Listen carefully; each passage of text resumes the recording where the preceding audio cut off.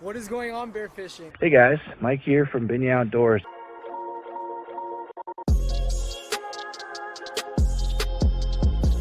We got a lot more coming your way. We're only getting started. Let's go.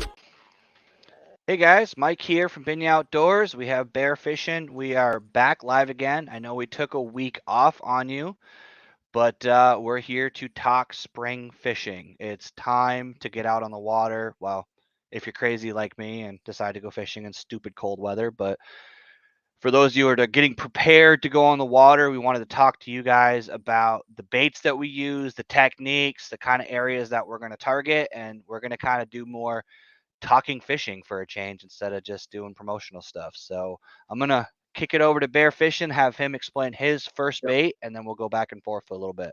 Yeah, so what's going on, everyone? Welcome back. Thanks for joining us. I'm super excited about this live because we spoke about this before. It's my favorite time to fish. My favorite time of the year to fish is the spring because these fish are just more aggressive when the ice is out all the way until mid to end of June. So without further ado, let's get into it. What kind of fish am I targeting in the spring? Literally everything. And there's different times for different fish. I go from panfish to the big Yep. predator fish, and I'll do it sometimes on the same day, just switching from a little panfish rod to my bigger pike rod. So yeah, I could get started with talking baits. So let's start when I fish. First of all, I like to fish as soon as the ice is out. I target pike right away. If you read some fishing forums and that, they'll tell you that pike are sometimes most aggressive those first few weeks after the ice is out because they're really trying to get fat, and they spawn right away. It's a species of fish that spawn right away, so that's one of the reasons being. Um, so for pike, everyone knows that pike are just like stupidly aggressive and they'll bite anything. So my go-to bait for spring pike fishing is a jerk bait. It doesn't matter the color. It doesn't matter the twitch. It doesn't matter how deep it dives. Preferably, I like to get it a bit deeper in the spring because there's not much weeds grown in yet. So I'll just throw out any jerk bait, and I always get bit for pike. So that's my first species that I really get into in the spring.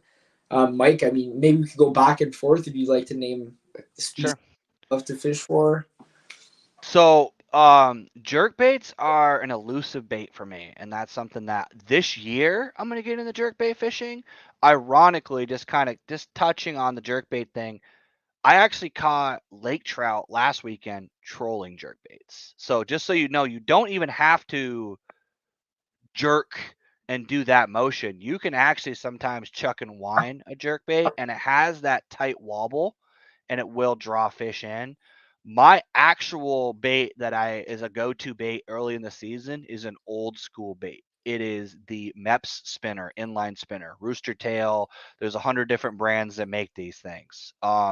I use the bigger size, 4 or 5s, sometimes the 6s.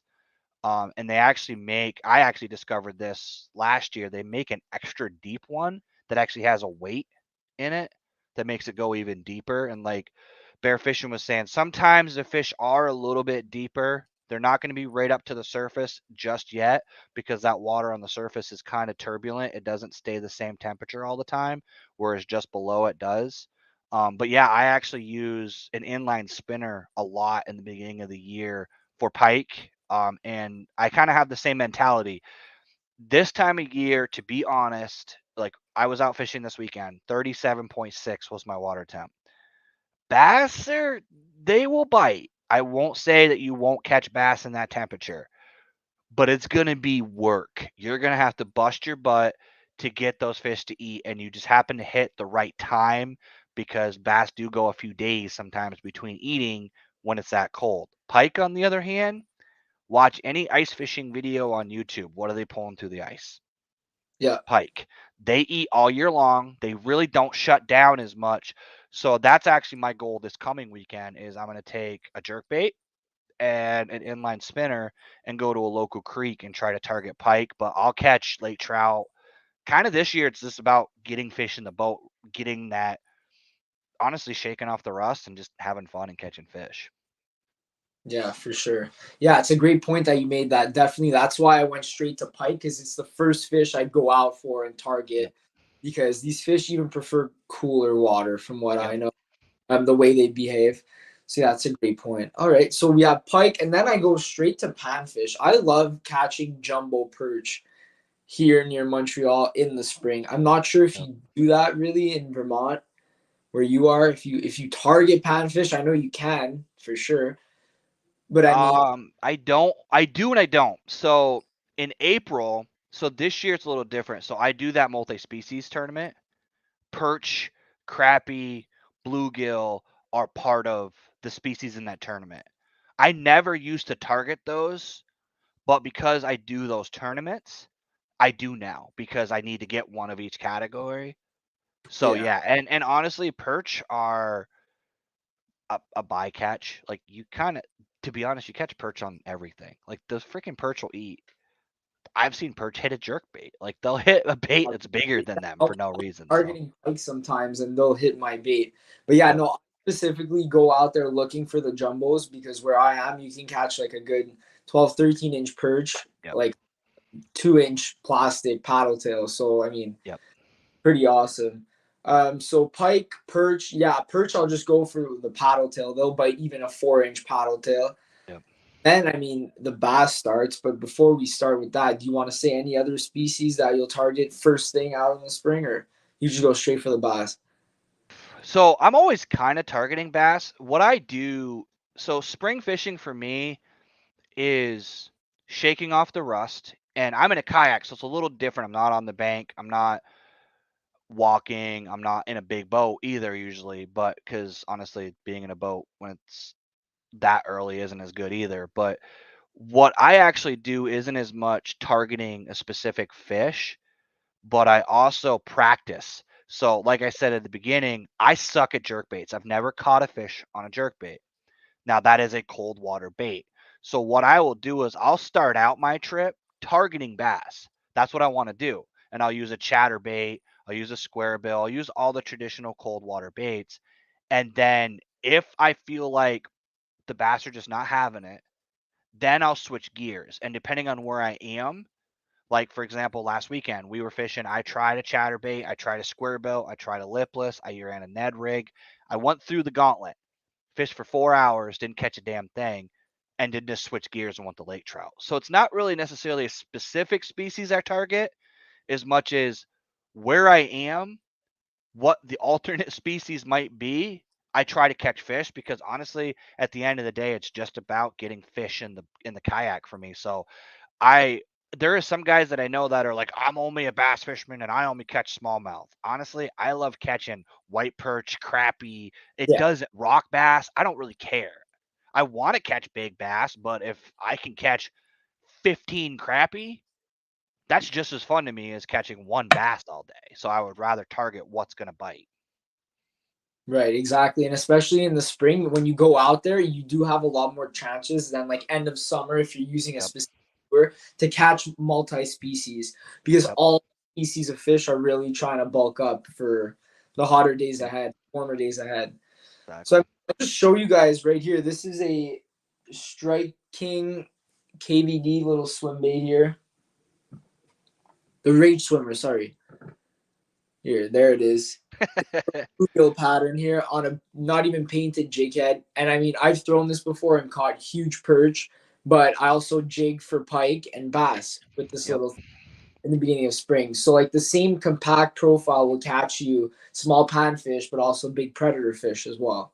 So you don't have to be too picky when you're getting out there and choosing your baits for the springtime. I think that's a very great point to make. Yeah, so swim baits are actually something that work all year.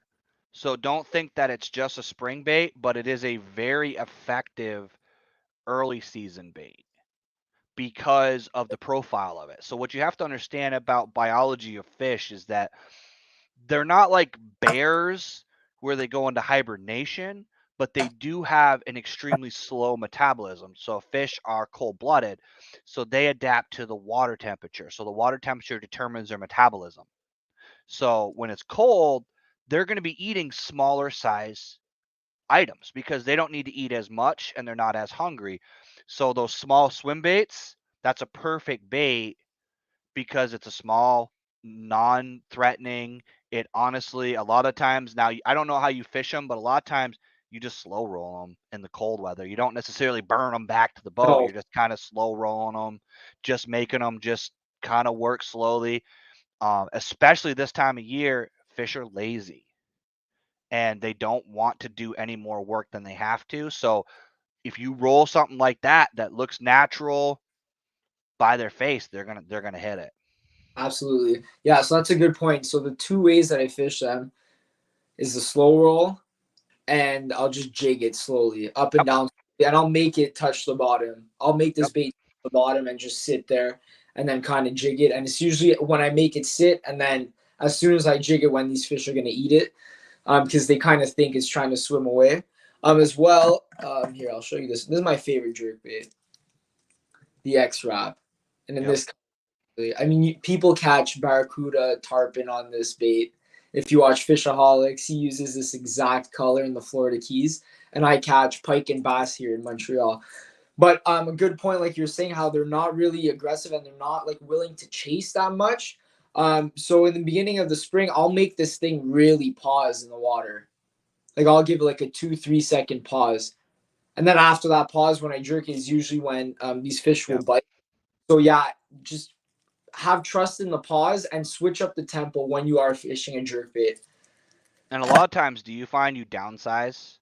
Do you like? Cause I know they have like the freaking Yeah, 115, 120s. I use like a 3.5, maybe 4 inch. Even I find Yep. here this KVD in the bluegill color. I actually love this one as well. I find this a Yep. bit big, and this is like 4 inches. Yep. Yeah, and actually that's a great point you made. There's actually like a secluded largemouth pond, the only one near Montreal, and I go to it to fish for largemouth in the spring, and I use like a 2.5 inch jerk bait for these fish, and Okay. you'll be 4 pounders. Yep. But you're catching all of like the dinks, like the 10 inches, whatever, and you're catching the 4 pounders as well, all on the same small profile jerk bait.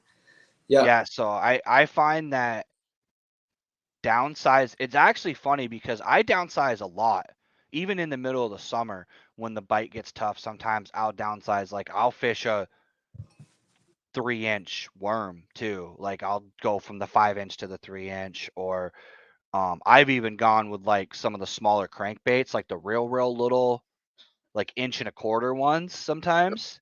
I actually just bought some. I don't have them right here, but I actually bought some Berkeley Money Badgers in the small. I actually accidentally bought them in the smaller size, but I'm kind of glad I did because this time of year they have a tight wobble. They're cold water crankbait, and I use those when the bite gets tough.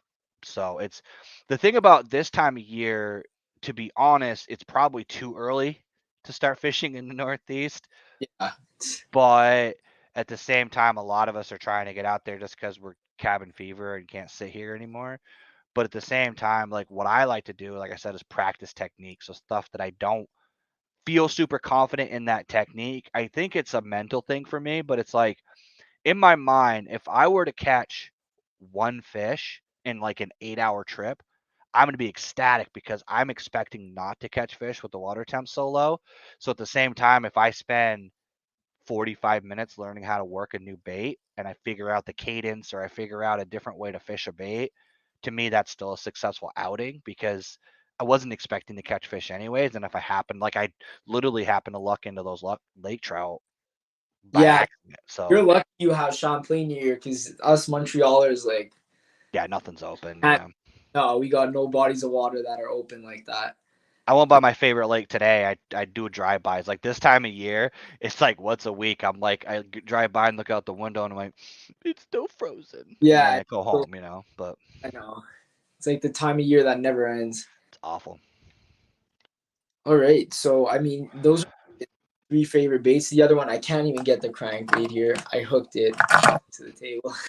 Do you, when you, because I don't, to be honest, I don't do a lot of bank fishing. So when you go to like, where do you start? Like, is there a specific kind of area that you are going to target So in when the you start your fishing? spot where it's like elevated, and I can kind of monitor the behavior. So I Okay. use it as like a starting point for other places, that other spots where I can go fish.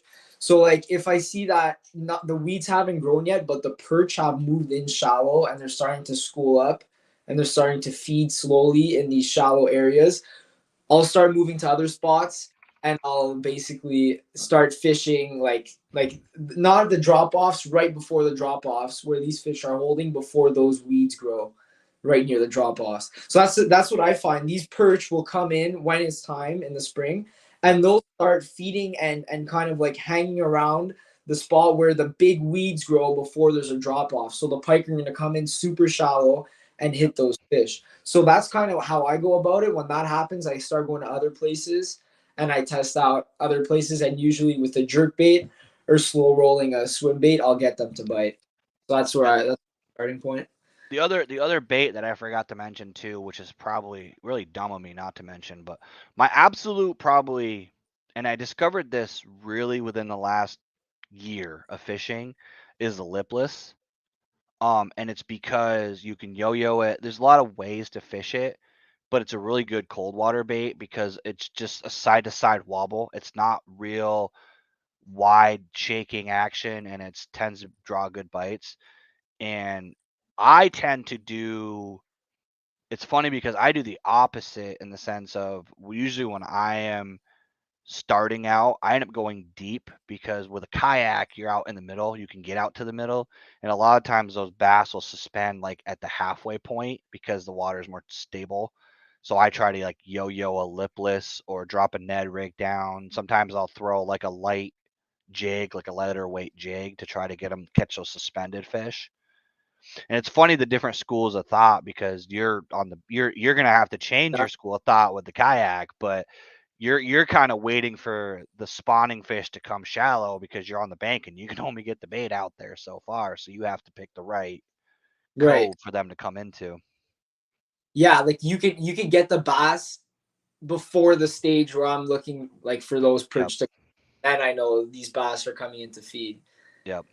So you probably like with a kayak and I'll soon have as well, like a window of a couple of weeks compared to the shore fisherman that's waiting for them to come in.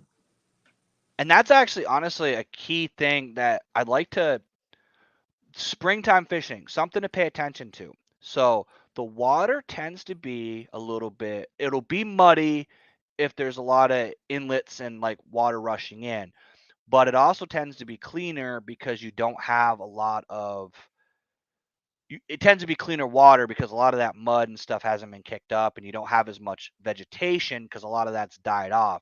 Look for beds, and I can show you guys or I can put a video in the description below or something, but a bed is a cleaned off area. So you'll see in the bottom of the water, you'll see a lot of times it looks white. You'll see an area where it's all mud, and then there'll be a shiny spot.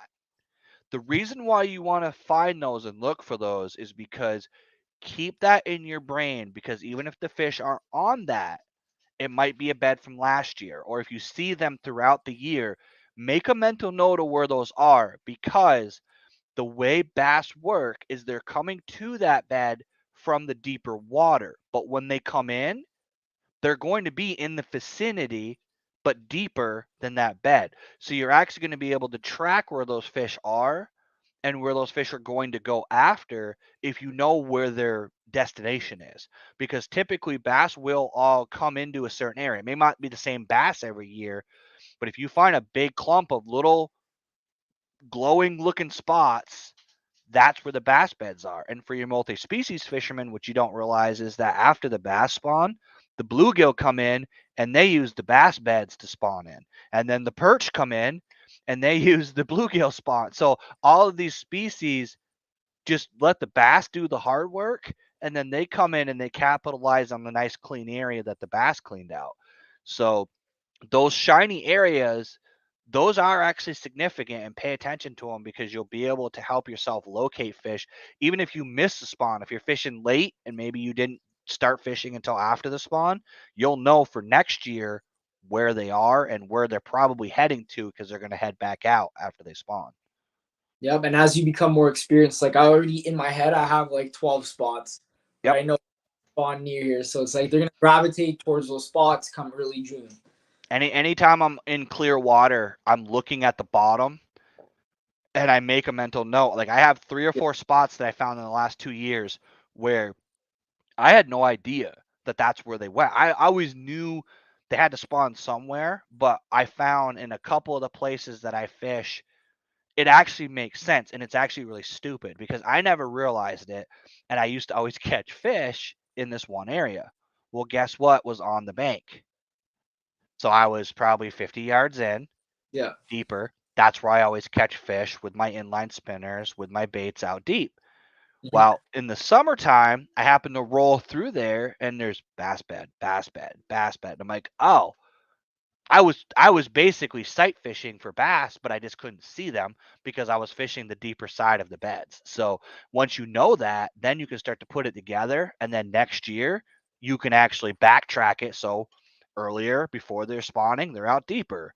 When it gets a little bit warmer, which my understanding is bass is around 50 to 55-degree water is when they start coming in to make beds and spawning. Now, that's in the Northeast. Understand that that is a relative number Yeah. because in Florida, that might be 65. I don't know.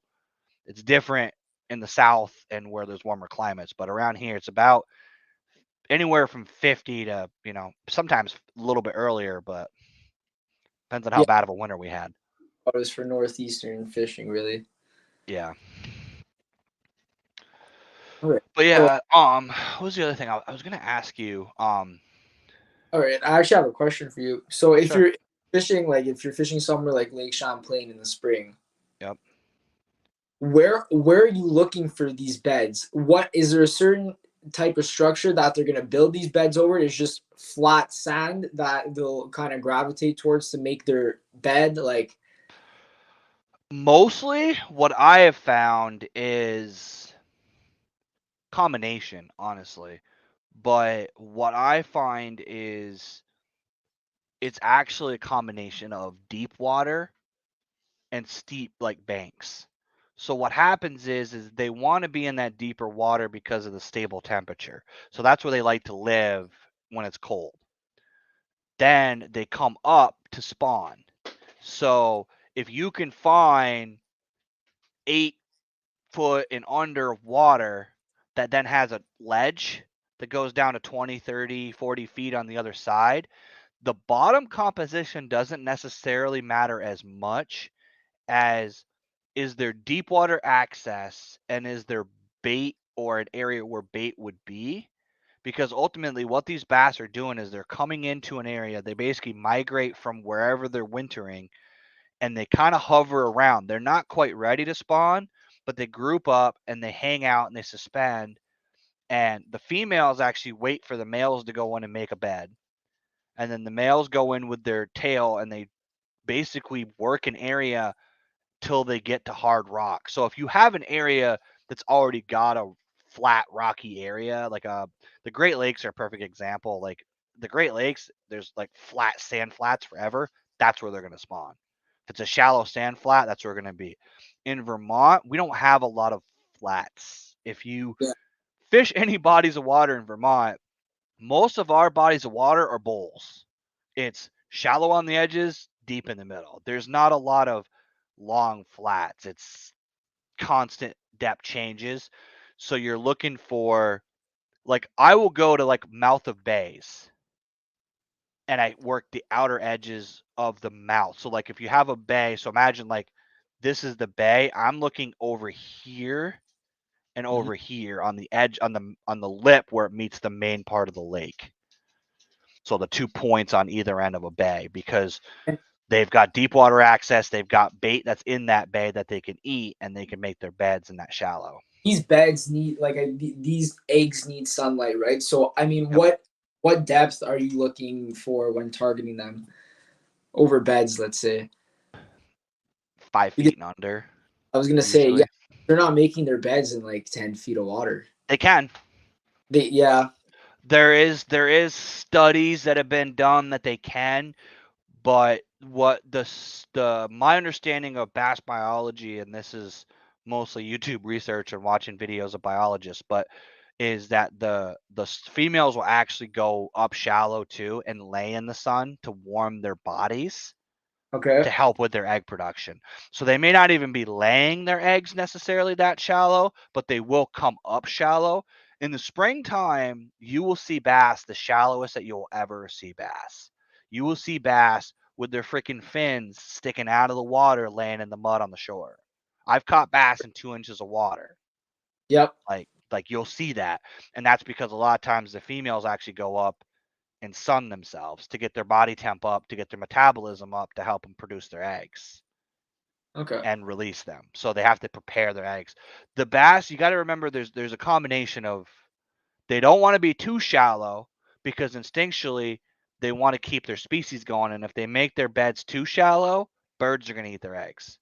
Absolutely. But if they make them too deep, like you said, the sunlight is not going to help incubate those eggs, and they're gonna. It's a weird combination. But also keep in mind, unlike like salmon, bass don't need specific silt compensation. Like they don't need a specific soil. Bass will lay their eggs on boat dock pilings. Like they'll lay their eggs on bridge, the concrete pillars on a bridge, like anything that's a hard surface that they can get their eggs to stick to, that's where they'll lay them. It's more about thinking about what that bass needs. So the bass's mentality is I need food and I need to make babies. So if you can figure out where the bait is, shallow water, they're going to come to you for the most part.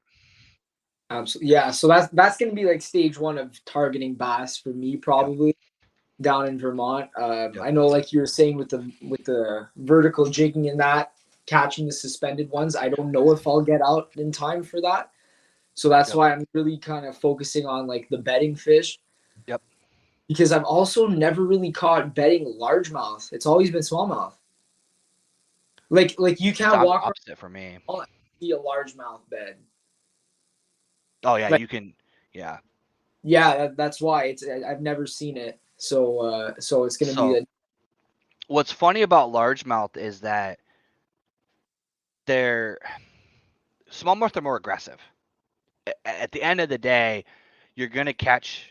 To be honest, you're probably gonna catch more smallmouth if there's smallmouth in a body of water than a largemouth because smallmouth are freaking aggressive and they're willing to kill all the time. And actually, they're more adapt to cold water than largemouth are. They tend to get more active quicker. yeah, you won't find a largemouth in like a mountain stream. Like, No, I mean you do, but they're oh little. yeah, yeah, They're not as aggressive. Like smallmouth tend to be the more athletic, more spunky fish. Now on the same side though, largemouth will like I've seen some of the biggest largemouth I've ever seen on beds. Like big. Like me big. freaking the hell out and like sweating because I actually had a largemouth that was so locked on the bed that I was hitting him in the head with an Ed ring, and when I literally hit it in the head, Yeah. would Some not bite, would not go. spoke about this before. They'll literally put your bait in their mouth and then spit it off the Yep. bed. Yeah. And they're just there. And the males are only there. That's what's kind of weird about fish too, is the females are there, they lay their eggs, they're gone. The males stay and guard the nest, and the fry are born, and then there's fry guarders, which are usually the juvenile bass that were born last year or the year before.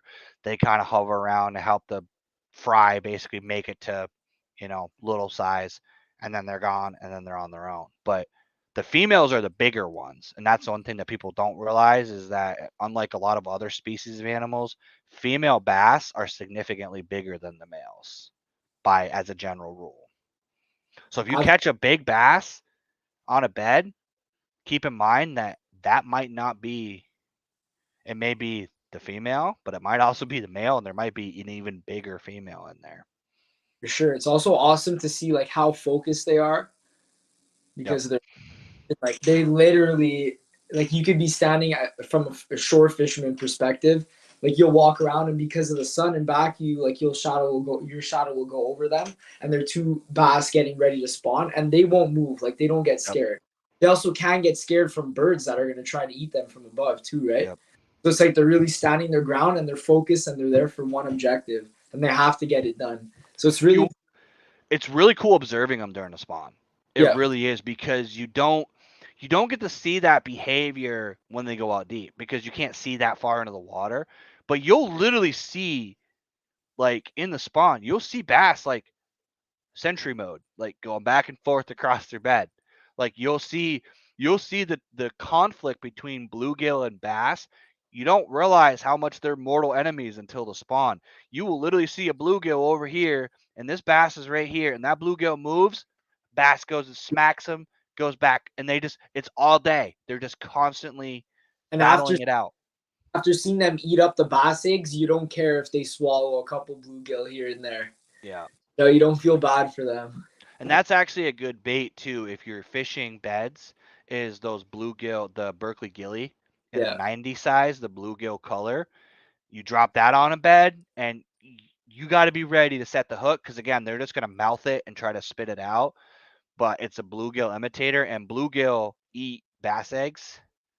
Big time though. Like, So the bass are basically there to kill bluegill. They don't even care about eating them. They will murder every bluegill that gets near their bed. So yeah, absolutely. And you know what? The sculpin are menaces. You'll barely see them and they're just yep. eating up eggs. So that's another great bait as well. And keep in mind, there's always pike hovering around too. They're always, because the bluegill come in to try to find the eggs. The bass Yeah. are trying to keep the eggs safe, and those pike are kind of just on the outside, waiting for those bluegill to get a little too far away, and they come in and scope them too. Actually, a good point you made about the pike. You don't really see the pike like just in one place. You'll see them swimming together, and two or even I saw three last year. That's the most I've ever seen. Yep. Swimming together, getting ready to spawn or spawning, whatever. I don't even know much about the spawning cycle about pike. I don't either. No, I know, but you don't see it happen. Interesting. They're not like stationary. I think that's why. Yep.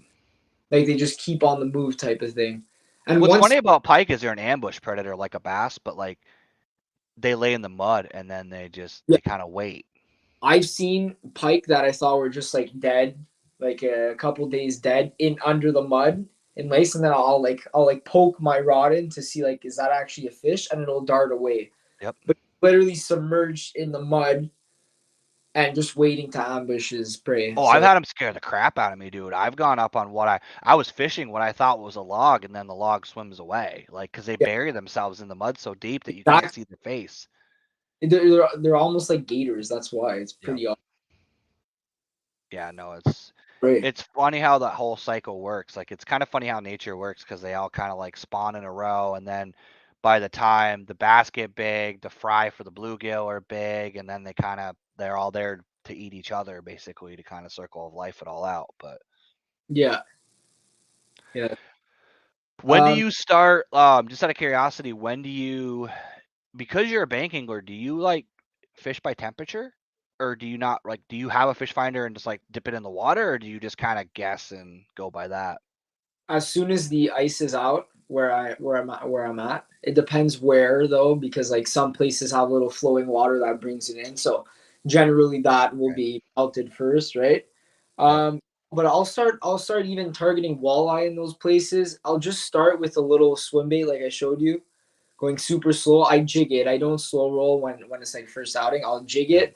And I'll just start with the jerk bait. I'll get a jerk bait with a little bigger lip so it can get down there, suspend, and like pause it like a really slow. So these fish can kind of just like come in slowly and maul it. So where do I start? No, I just go to open water and I'm like just find it and go. Pike are ready to go. That's the thing. I could always rely on pike. So my spots have pike and smallmouth. So it's like either way. Yeah. I'm going to get bit by a pike. And if not, like I said, on these forage paddle tails, I catch jumbo perch. It's amazing what a 3.8 Kitech or Strike King Rage Swimmer or any of those small. Yep. I caught last year. I went on a local lake here and caught a brown on a freaking Kitech. Because it's all eating the same thing. Yep, Fish. It's all bait fish. Yeah. Yeah, but no, that's why the later summer, like later spring, I'll go for a fat square bill because they're really trying to bulk up. So Yep. I'll it up from the smaller jerkbait to this fat square bill that makes a lot of noise because I know they'll kind of be chasing more and that Yep. noise will bring them in. So Yep. I'm trying to think. Yeah, square bills, chatterbait for me, which is the same concept. It's that vibration, the noise it brings yeah. in the fish. But will you go for like a craw in the spring? You ever? I do. So to be honest, I discovered jigs, like how to really use a jig last spring. That's really when I started catching bigger bass with a jig.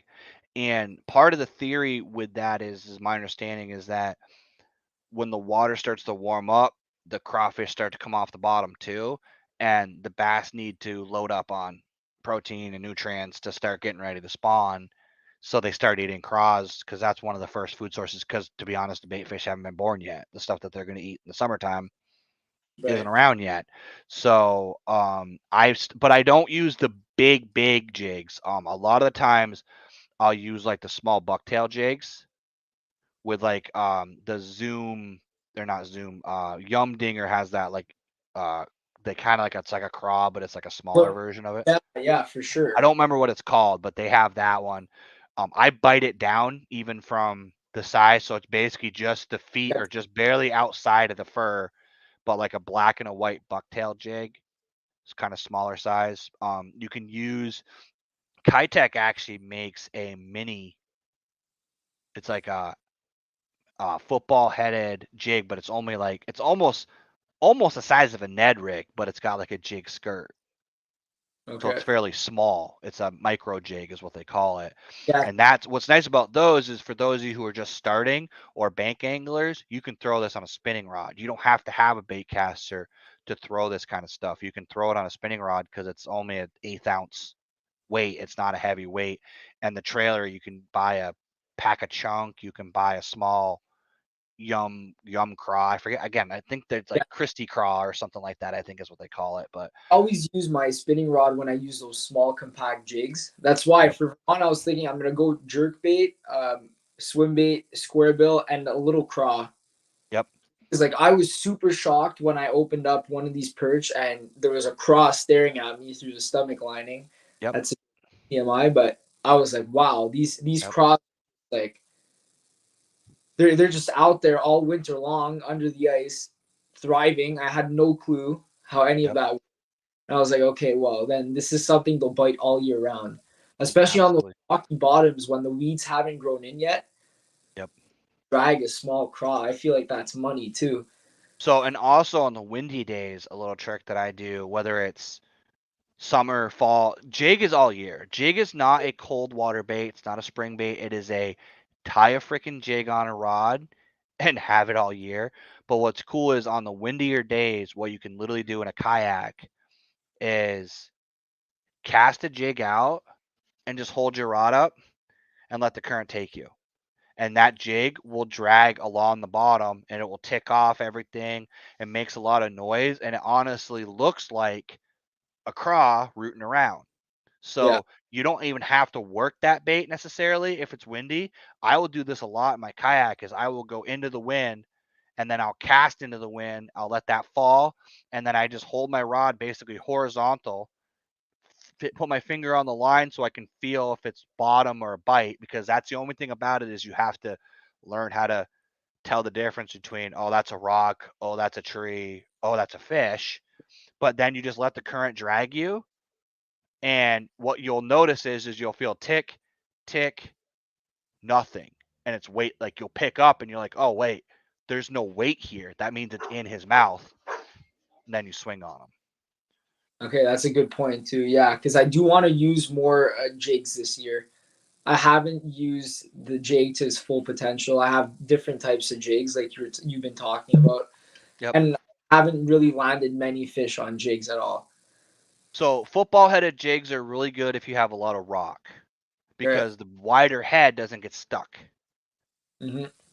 The other most common styles like the arky head, the more rounded head, those will get kind of pinched up under rocks. So those ones work a little bit better if you have like grass or vegetation, because they do kind of come through the grass a little bit better. That's really all you need. Don't complicate your life and buy 70,000 jigs. Also, buy what you can afford. I know there is 100 different brands out there, but buy the one that looks like the bait fish in your water and use that. The other thing is, and this is something that I keep trying to like hash out, is you don't have to have the biggest profile. Sometimes a smaller profile is better. Okay, a small. Okay, yeah, that's a good point to make because I don't. That's the thing too. Like, you have a smaller profile, but then are you putting a trailer on it that makes it the same size as a bigger profile? So what I'll do is, it depends on the season. So in the beginning of the year, the bass don't want a super active bait, right? So you don't want to use something that's going to have a ton of kick. So what I'll do is like a beaver style trailer, like Missile Bait's D-Bomb. Those beaver, the small beaver that they have, it's like a single tail, right? Right. You cut it down, and a lot of times when I'm fishing a jig in the beginning of the year, I make it so that the trailer is just beyond the skirt, like just enough so you can see it making some action, but that's all you really need. When you get into the warmer time of the year, that's when you really need to dress it up and throw my favorite trailer on a jig is actually the Berkley Chigger Craw in the Max scent is one I use. And it's got a little bit more kick to it, and it has Max scent smell to it. So with a jig, you're casting it, for me, I'm casting it into junk, right? And then I let it sink. I leave it there because those legs are going to kick while it sits on the bottom. And then I'll pop it up. I'll let it flutter down a couple times, and then I'll swim it back. But then I'll cast back in next to where I was, because sometimes that scent trail will draw the fish in, and then they'll follow that scent trail. So if you cast like here and then here, that fish will be looking for the scent trail where it was and then find the bait over here. It's the only time that I really use scent. Moving baits, I don't really mess with scent. But like wacky rigs and jigs. But you can use a lot of different trailers Yeah, on a jig. there's There's a too lot of many. different options. There's too many trailers that are on the market now. Some are wild. I've even seen a lot of like curly tail trailers that look pretty cool Curly too. tail grubs. Yeah, yeah, I might try those. I might try You that can use this. those on chatterbaits too. Yeah, but the more classic I would argue is even like a paddle tail. But the more classic is like you have the two flutters from the craw. Yep. Pack a chunk. It's Diff- net bait, I think, makes it. There's a couple other ones. It's like a square, two flappers. Yeah, That's going to be more of a, when it gets a little bit warmer, that's got a little bit more action. When you're talking springtime baits, you do want to try to dumb it down. Like I said, Missile Baits D-Mom is the one that comes to mind, just because they're cheap and they come in every freaking color under the sun, and most places sell them. But a lot of baits, there is the Sweet Beaver from Reaction Innovations. That one is pretty good. There's a bunch of different ones, but a beaver, what they call a beaver style bait, which is basically a rounded body with it's like a triangle shaped single tail. Because what it does is it just kind of kicks a little bit. And going back to what we were talking about with the spawn, what people don't realize is that a jig isn't necessarily always representing a craw. So if you don't have craw on there, if you have a single paddle tail swim bait, or you have a single tail beaver style, you're now representing a bluegill. yeah, exactly. Yeah, Because when that skirt pulses, you got to think a fish, when they're breathing, what are they doing? Their face is pulsing. So when that bait is down there in the bottom and that skirt is kind of flowing in the water and there's a single tail flipping, it's a baby bluegill. It's a spate fish is what it's simulating. And that's where we'll get into color. So I am a stickler about this, and I will tell you right now, and you can ask Bear Fishing because I've sent him a picture. I bought all the colors. I have 20 square feet of plastics hanging on the wall right behind me of every freaking color. You need green pumpkin, Yeah. black and blue, and June Yeah. bug. That's it.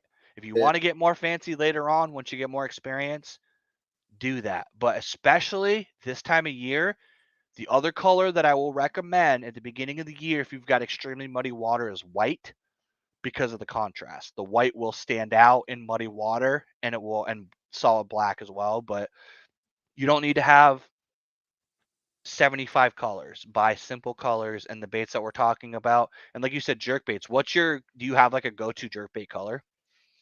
Yeah. Right here. The one that I showed you. Okay. Black and silver. Yep. Which looks like everything. If you even think Right? about every bait fish has a lighter colored belly with a dark colored back. That's all. It's a very simple profile. It doesn't really look like a perch. It doesn't really look like a bluegill, but yet it catches all the predator fish. And like I said, you could take this down to South Florida and still catch all kinds Yep. of different species. Actually, one thing I wanted to show you is this. Look at this. The zero gravity jig, okay? This little black and blue jig here. You guys see that? Yep. With a slow fall rate of only 1 foot every 3 seconds.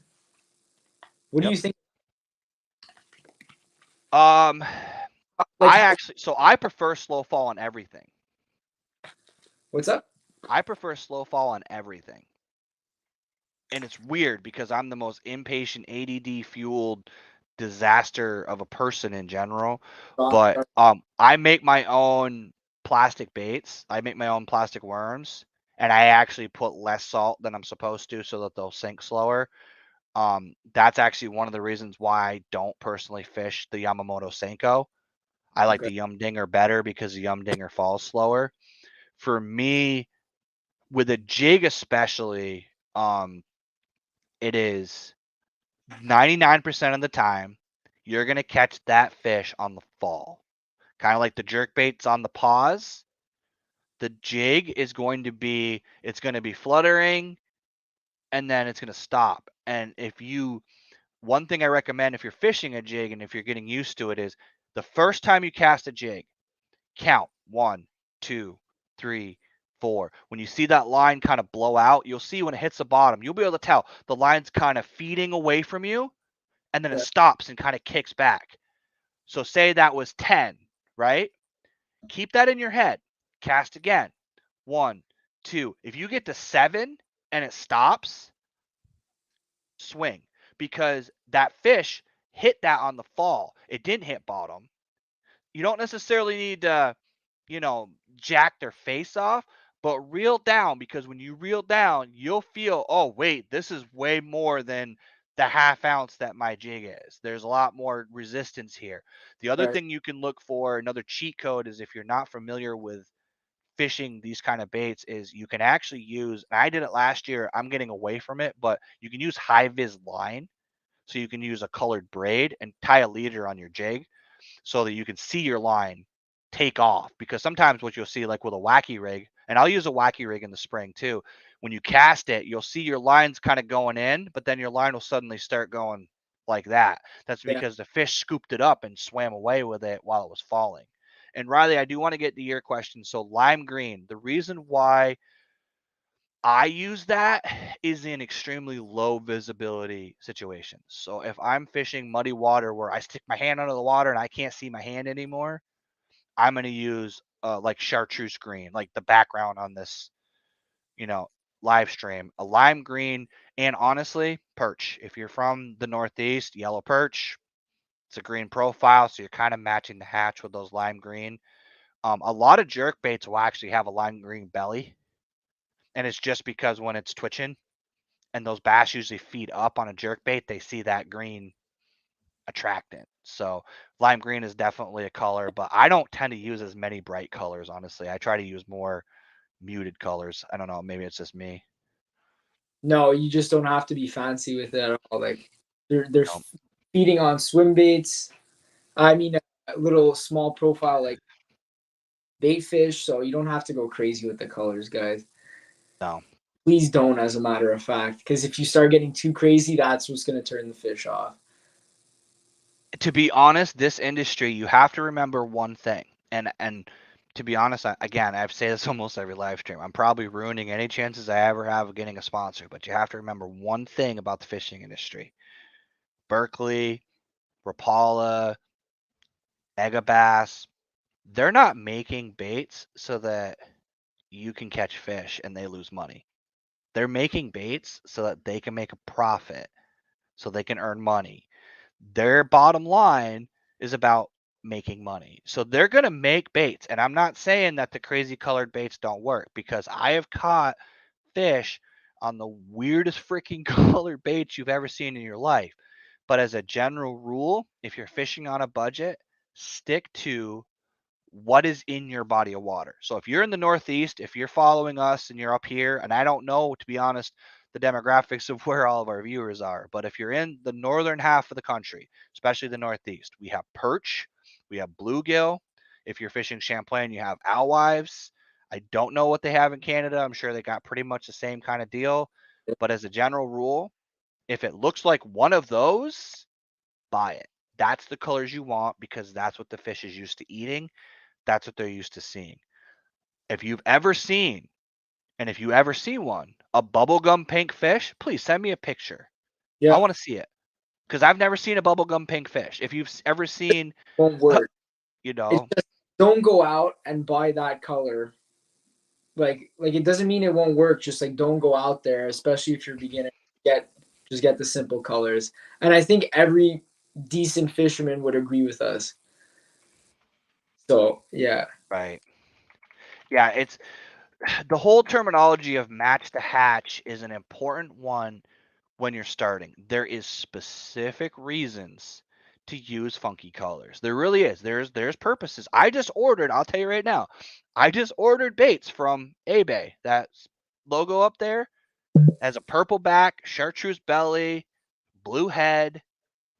Technically, nothing looks like that, but I can tell you that I've used that specific color pattern on a bait and caught fish in it in specific areas.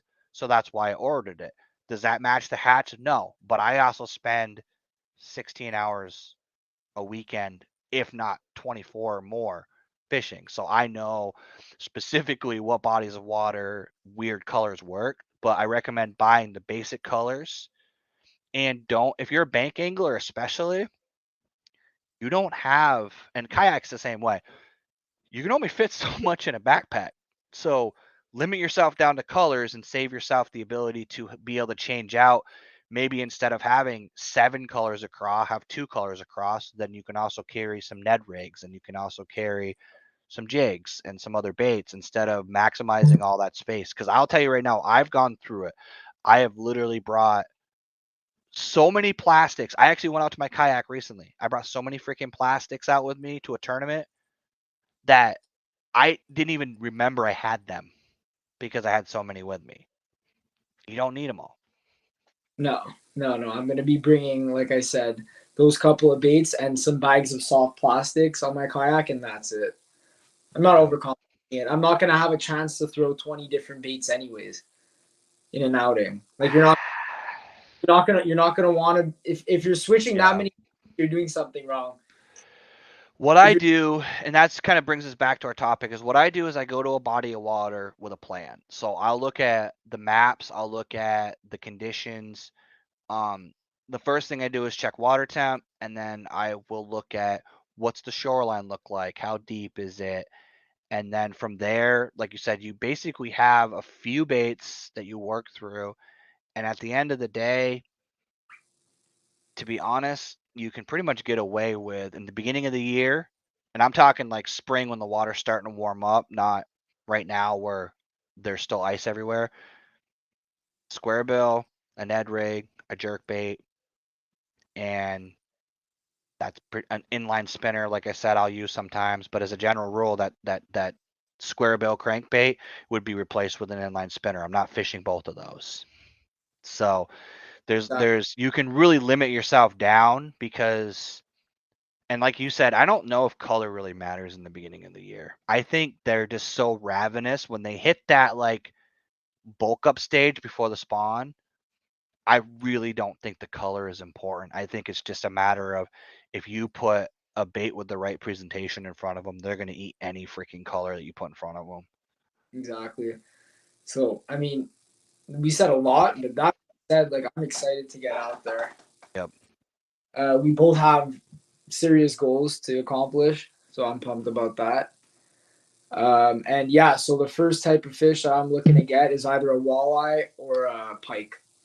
That's I've it. never caught a walleye in my kayak. I'm Yeah, targeting them this year, but yeah. I don't think it'll be from a kayak, but yeah, I'm excited. Super pumped. All right. So, do you have anything else to say about that? I mean, uh, sure, on guys. my dad mode, safety. So Yep. Okay. I'm fishing. To be honest, don't be me. Don't be stupid. If you're not 100% comfortable in your kayak, rowboat, whatever vessel you're fishing from, and if you are going to go out when these water temps are really low, use a wetsuit. Make sure that someone knows where you are, preferably fish with someone. And honestly, if it's rough, don't go. If it's something that you're not 100% confident in, don't go. Because to be honest, the fishing isn't going to be that great and it's not really worth your life because there's a rule in water that you may not know and it's called the rule of 120. So if the air temperature added to the water temperature doesn't equal 120, the percentage of you dying if you end up in that water goes significantly up. So don't screw around and be unsafe to go catch yellow perch. Let's be honest. It's not worth it. Don't, and honestly, I will be probably chastised for this, but don't go freaking ice fishing if there's open water all the way around it either, because you're probably going to fall through in the spring. Don't push it. Wait till those water temps come up a little bit more to be safe. So don't. That's one thing I do want to harp on. I know I'm fishing and I know I'm setting the worst freaking example that I possibly can because I'm out there on Lake Champlain in 37-degree water in a plastic boat. But I also, again, spend 24 hours a weekend, every weekend from March until October in my kayak. And I'm super comfortable in it. And honestly, I usually don't go by myself. So somebody's there. So just be safe about it and don't do anything risky. I don't want to see any viewers, getting injured or dying because they wanted to go out and target bluegill at 37-degree water. So All right. Good point to be made. So yeah, stay safe out there, but have fun. Like, don't be stupid. absolutely. And for those of you who didn't notice, we did skip a week. We're kind of getting closer to fishing season. So both of us are getting busier. I've got a lot of content I'm going to be making. For those of you who don't know, I am partnered with the American Angler Outdoors, and starting in April for a couple of weeks, I'm going to be doing Tuesday live streams for that channel as well as this channel. I have some interviews coming up on my channel, not to mention content editing, work, life, all of that. So we have decided to step back. We're going to be doing every other Wednesday going forward, and it may not always be Wednesday. We will do our best to give you a notice. We're going to blast out the advertisements on Instagram, the posts on Facebook, anywhere that we can do it, and tell you guys when we're going live. And we appreciate everybody that comes in and watches these. I know sometimes we don't give you the most advanced notice, but we are working around, work schedules and life schedules. And we're going to definitely try to do as many lives as we can. Once the season really kicks off, my goal, and we've talked about this, is we're going to do kind of a recap. So if I had a tournament, I'm going to tell you guys how the tournament went. Bear Fishing's going to tell you about how he caught the biggest jumbo perch of his life last weekend, and he's going to tell you about all the stuff that he caught, or how he finally figured out how to catch a fish on a chatterbait. And we're just going to kind of talk about what we did, what the conditions were, and give you guys as much information as we can. But I do want to say I'm very humbled to see the participation in our lives. We've had constant people coming in. My subscriber count personally has been going up. People have been reaching out and asking questions, and it's really awesome. So I do want to say that as well. Yeah. Thanks everyone for showing up. I hope it continues to grow. We've had a pretty decent viewing the whole time, so I'm excited about that. Absolutely. So I think I might have to get in on your game here. Apparently, I got to get some merch going. I'm excited about this too. I just came out with some merch, t-shirts. I got a couple colors. Yeah, I think Gotcha. yeah. So Riley, I don't currently have any yet. It's something that I want to work towards. This is actually something my wife made for me. She has one of those cricket things, and it's a hat that I actually just use for fishing. But um, let's do this. If everybody that is interested in merch that's watching this video, give me some comments. Let me know what kinds of things you would like. If you would like hats or shirts, there is a few vendors that I can go through that I can sign up for, but it does cost me money to start out.